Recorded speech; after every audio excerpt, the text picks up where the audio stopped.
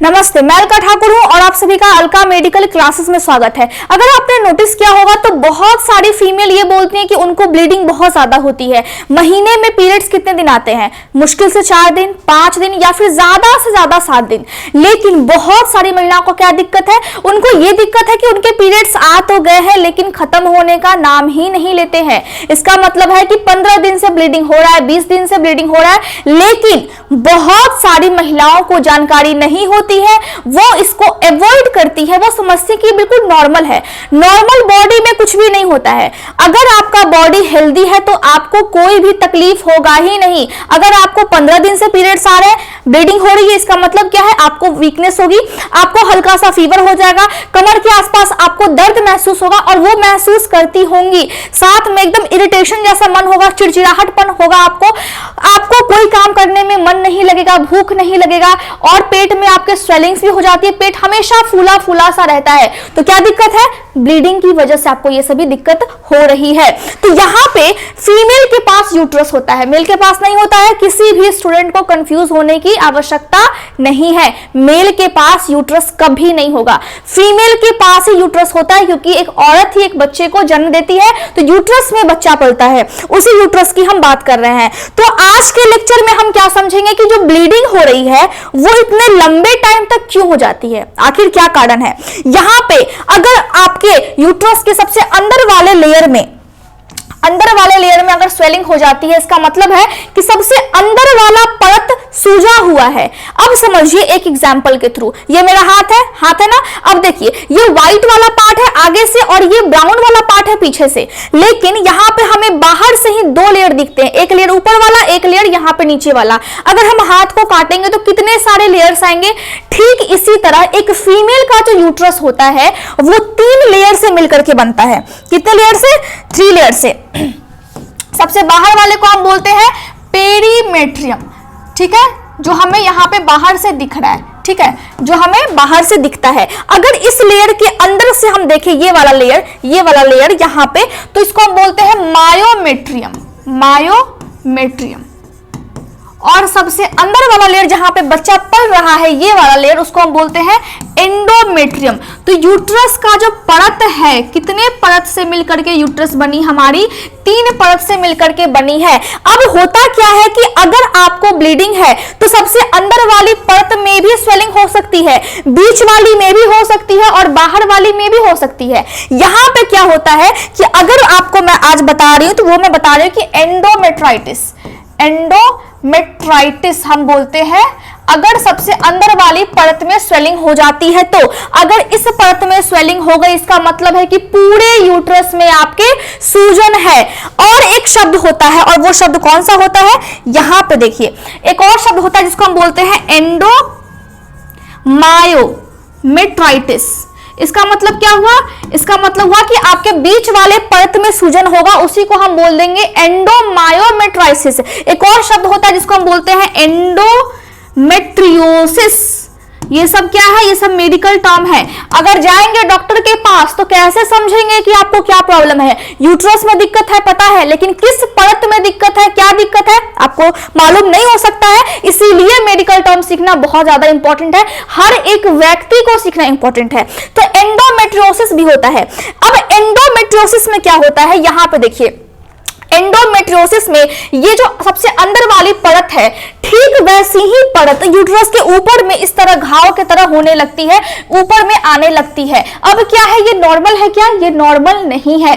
क्यों? क्योंकि जिस परत को यूट्रस के अंदर होना था बच्चे के पोषण के लिए, बच्चे के डेवलपमेंट के लिए, अब वो परत अपने आपे से, अपने लिमिट से बाहर आकर के यूट्रस के ऊपर आ रही है। अब ये क्या हो गया? एंडोमेट्रियोसिस हो गया, लास्ट वाला, ठीक है। अब एंडोमायोमेट्रियोसिस में बीच वाली परत में स्वेलिंग हो जाती है, लेकिन जब आपको एंडोमेट्राइटिस हो जाता है, इसका मतलब क्या है कि अंदर वाली परत में सूजन है, मतलब पूरे यूट्रस में सूजन है। ये पूरा यूट्रस आपका सूजा हुआ है, इसमें स्वेलिंग्स है।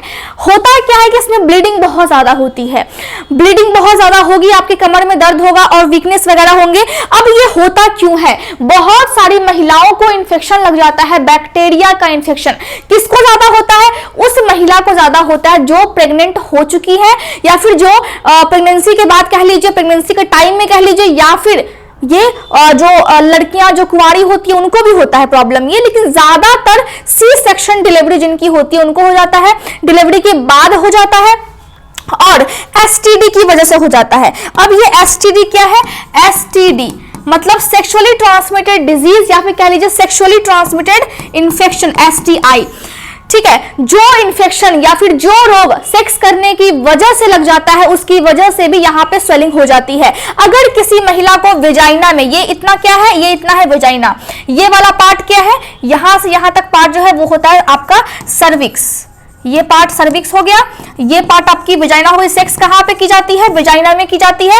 और यहां से आपका जो स्पर्म है वो बॉडी के अंदर जाता है। बच्चे का डेवलपमेंट कहां पे होता है? आपके इस गर्भाशय में सबसे अंदर वाले लेयर में, जिसको हम बोलते हैं एंडोमेट्रियम। ठीक है, इतना एकदम क्लियर है। होता क्या है कि अब जब अंदर में स्वेलिंग्स है तो होगा क्या कि इसके आसपास के जो वेजाइना हो गया, सर्विक्स हो गया, सबसे पहले यहां पे इंफेक्शन लग जाता है। वही इंफेक्शन, वही बैक्टीरिया अब अंदर गया और फिर आपके गर्भाशय को भी प्रभावित कर देता है, जिसकी वजह से महिला के यूट्रस में भी इंफेक्शन लग जाती है। तो एसटीडी सेक्सुअली ट्रांसमिटेड डिजीज या फिर एसटीआई सेक्सुअली ट्रांसमिटेड इंफेक्शन, दोनों की वजह से आपको ये प्रॉब्लम हो सकती है, जिस प्रॉब्लम का नाम है एंडोमेट्राइटिस। आइटस लगा हुआ है, इसका मतलब है कि उस अंग में सूजन है। किसी भी शब्द में आइटस लग जाए मतलब सूजन है। इतना एकदम क्लियर है। अब अगर आपको पता लगेगा कि आपको ये वाली प्रॉब्लम है, आपके बॉडी में एंडोमेट्रियोसिस की प्रॉब्लम है, तभी भी आपको ब्लीडिंग्स होंगे।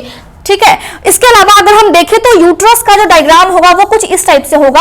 आपका यहाँ वाला रियल में हमारे बॉडी के अंदर जो भी चीजें होती है वो कैसी होती है, देखिए इतना छोटा सा पार्ट है वेजाइना का। अब देखिए यहाँ वाला जो पार्ट है, ये आप देख रहे हैं कि यूट्रस का अंदर वाले में स्वेलिंग किस तरह से हो गई है। ये आपका यूटेराइन ट्यूब, ये आपका है ओवरी, दोनों साइड में है ना। यहाँ पे देखिए बाहर टाइप से निकाला हुआ है, तो कुछ इस टाइप से रियल में हमारे बॉडी के अंदर रहता है।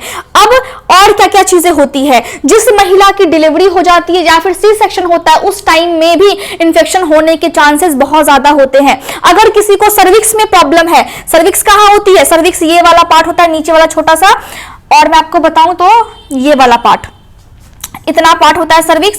अगर किसी को यहां पे इंफेक्शन हो गई है, वहां पे स्वेलिंग है, तो आपको यूट्रस में भी स्वेलिंग हो जाती है। ये बात आपको समझ में आ गया। इसके बाद अगर हम देखते हैं कि आपको क्या क्या चीजें करनी चाहिए, अगर किसी महिला को ब्लीडिंग नहीं हो रही है और उसको उस पार्ट में इचिंग है, मतलब खुजली टाइप का होता है, वहां पे खुजली भी होती है, साथ में व्हाइट कलर का डिस्चार्ज निकलता है, व्हाइटिश डिस्चार्ज। ठीक है, व्हाइटिश डिस्चार्ज, तो आपको समझना है कि आपको प्रॉब्लम है। अब वो जो व्हाइट कलर का डिस्चार्ज है, हम उसको कैसे चेक करते हैं, उसमें बैक्टीरिया है या फिर नहीं है, उसको हम माइक्रोस्कोप के अंडर चेक करते हैं। साथ में हम ब्लड टेस्ट करते हैं। ब्लड टेस्ट में हम क्या करते हैं? ब्लड टेस्ट में हम दो चीज करते हैं। दो चीज कौन कौन सी होती है ब्लड टेस्ट में? हम दो चीज, एक तो WBC और एक ESR। देखिए आपको मैं थोड़ा सा बता देती हूँ ताकि आपको जानकारी रहे, क्योंकि बहुत सारी महिलाएं इससे बहुत ज्यादा ग्रसित है। अब WBC का मतलब क्या हुआ? बॉडी में व्हाइट ब्लड सेल्स। जहां भी आपके बॉडी में इंफेक्शन लगता है तो हमारे बॉडी का सेना कौन है? हमारा व्हाइट ब्लड सेल्स। वो डायरेक्ट उस जगह पे जाकर के फाइट करता है उस बैक्टीरिया से, उस इंफेक्शन से। तो WBC की अमाउंट आपके ब्लड में ज्यादा होगी अगर आपको कोई इंफेक्शन है तो। दूसरा, आपके बॉडी में ESR ज्यादा होगा अगर आपके बॉडी में कहीं भी किसी भी अंग में अगर स्वेलिंग है तो। इसका फुल फॉर्म क्या होता है? Erythrocyte, sedimentation rate.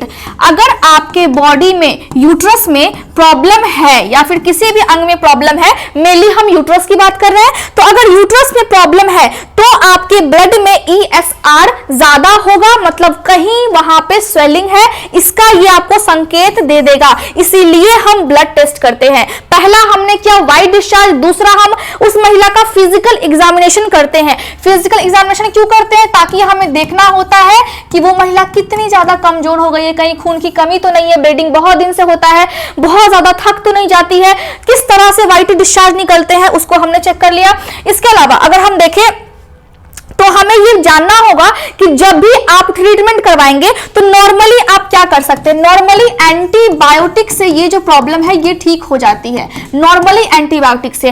लेकिन अगर आपको इन्फेक्शन बहुत ज्यादा लग जाए तो क्या होगा, आपको इन्फेक्शन बहुत ज्यादा लग जाए तो जो बैक्टीरिया है आपका ब्लड भी इन्फेक्टेड हो जाएगा। जब ब्लड इन्फेक्टेड हो जाता है तो मेडिकल टर्म में हम क्या बोलते हैं, मेडिकल टर्म में हम उसको बोलते हैं सेप्टिसीमिया, सेप्टिसीमिया, ठीक है। अगर आपका ब्लड इन्फेक्टेड हो जाए तो, अगर ब्लड में इन्फेक्शन बहुत ज्यादा फैल जाए, आपको पता ही नहीं चल रहा है लेकिन इन्फेक्शन बहुत ज्यादा है, तो हम क्या बोलेंगे, तो हम बोलेंगे कि आपको सेप्टिक शॉक लग जाएगा। उसके बाद सेप्टिक शॉक, तो ये सब थोड़ा सा मेडिकल टर्म है, आपको जानना बहुत इंपॉर्टेंट है। लेकिन अगर हम बात करें कि आपको क्या क्या चीजें करनी चाहिए, आपको सबसे पहले एंटीबायोटिक डॉक्टर देंगे। एंटीबायोटिक में बहुत सारी मेडिसिन आती हैं और अगर उनसे ये ठीक नहीं होता है, माना कि आपको एसटीडी है, मतलब सेक्सुअली ट्रांसमिटेड डिजीज है, सेक्स करने की वजह से आपको इन्फेक्शन लग गई है। अब सेक्स करने की वजह से कौन सा इन्फेक्शन लगता है, सेक्स करने की वजह से आपको जो इन्फेक्शन लगता है वो इन्फेक्शन होता है आपका सिफिलिस, या फिर आपका इन्फेक्शन होता है गोनोरिया। ये दोनों पे मैं ऑलरेडी आपको बता चुकी एकदम डिटेल में कि क्या क्या चीजें होती है, सेक्स करने की वजह से कैसे इन्फेक्शन लगता है। इसीलिए बोला जाता है कि आप कॉन्डम के साथ सेक्स करें, प्रोटेक्टेड सेक्स करें, ठीक है। यहाँ पे आपको फिर आईवी फ्लूइड्स देंगे। आईवी फ्लूइड्स क्यों देंगे, क्योंकि आपके बॉडी में क्या हो जाती है, पानी की कमी भी हो जाती है।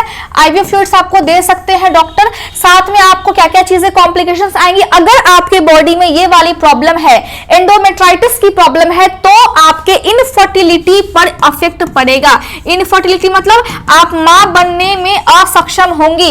अगर बच्चा रह भी जाता है तो फिर वो बच्चा एबॉर्ट हो जाएगा, वो बच्चा सही से विकास नहीं कर पाएगा, बच्चे की डेवलपमेंट सही से नहीं हो पाएगी, क्योंकि यूट्रस में आपके स्वेलिंग है, यूट्रस बच्चे को सही से कैरी ही नहीं कर पाएगा। इसीलिए आपके बॉडी में अगर सूजन है, अगर इन्फेक्शन है, तो सबसे पहले उस इन्फेक्शन को ठीक करें, हाइजीन को आप मेंटेन करें अच्छे से, तभी जाकर के आप इस प्रॉब्लम से निजात पा पाएंगे। अभी आपको क्या करना है, अगर आपको प्रॉब्लम है तो आपको डॉक्टर से दिखवाना है। अगर आपको ब्लीडिंग बहुत ज्यादा होती है, 8 दिन होता है, 10 दिन होता है, तभी भी दिक्कत है, क्योंकि 10 दिन ब्लीडिंग नहीं होता है। इसको अवॉइड बिल्कुल भी ना करें, ठीक है। इतना समझ में आ गया। अगर आपका जो बच्चा है, अगर आपका बच्चा है और आपका बच्चा छोटा है और फिर आपको ब्लीडिंग हो रही है, आपने जस्ट अभी बच्चे को जन्म दिया है, तो फिर ब्लीडिंग जो होती है वो नॉर्मल है। लेकिन अभी बच्चा बड़ा हो गया है, आपको ब्लीडिंग होते जा रहा है, इसका मतलब है कि वो नॉर्मल नहीं है, तो फिर आपको डॉक्टर से कंसल्ट करना चाहिए। ये बिल्कुल ठीक हो जाता है, घबराने की कोई भी बात नहीं है, लेकिन इसको इग्नोर नहीं करना चाहिए, ठीक है। तो मैं समझती हूँ कि आज का लेक्चर आपको समझ में आ गया होगा। Thank you so much.